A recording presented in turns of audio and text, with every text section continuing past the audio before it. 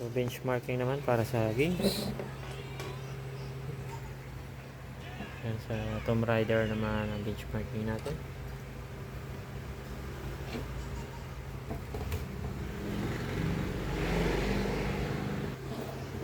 Next cycle. So, 8GB RAM halos yung nagagamit. Nakasagad. Sa 3D rendering. Tomb Raider.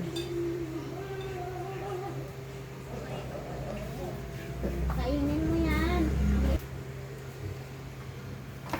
Score natin. Ayun na pa, hindi Ito. mo pa na sinusubo. So, maximum 70 fps. Minimum 2754.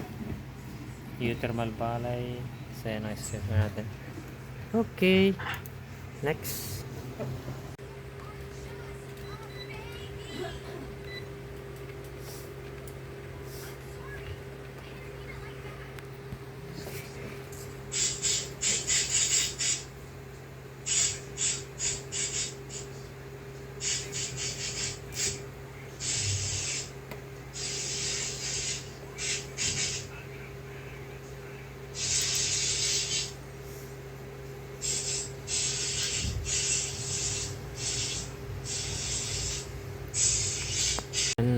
Testing pa rin.